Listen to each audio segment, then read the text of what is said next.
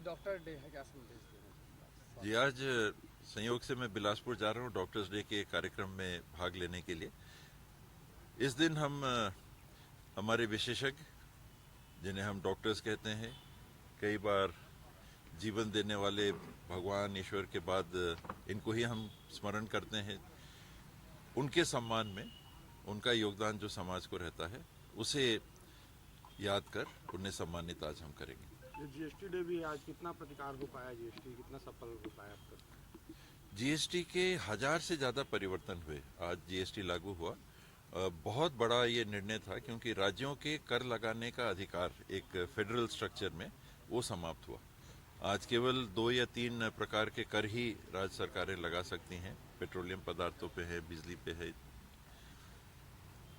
इससे छत्तीसगढ़ को अगर आप देखें तो हमको बहुत हानि हुई है। एक साल में 6000-7000 करोड़ से ज़्यादा की हानि केवल जीएसटी लग जाने से हमको हुई। दूसरा पहलू कि व्यापार राष्ट्रीय स्तर पे, देश के स्तर पे, अंतर्राज्यीय स्तर पे व्यापार करने में एक टैक्स का स्ट्रक्चर बना, वो ठीक है। वो बिना राज्यों के कर लगाने के अधिकार के भी लाया जा सकता था। तो मैं हमेशा इस बात का पक्षधर रहा हूं कि कर लगाने का अधिकार जो राज्यों का है, ये जिस फेडरल स्ट्रक्चर में हम हैं, संविधान ने जो ये मान्यता दी थी, केंद्र की सरकार कुछ आइटम्स पे कर लगाएगी, राज्य की सरकारें कुछ आइटम्स पे कर लगाएगी, कुछ जॉइंट लिस्ट है।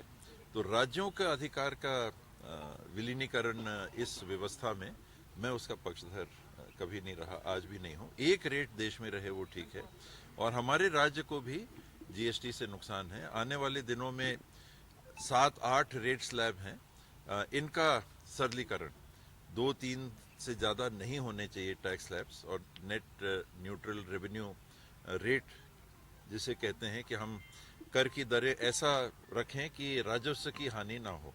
जो राजस्व मिल रहा है उसमें एकदम से मत हो कि बहुत कम हो गया, बहुत ज़्यादा हो गया।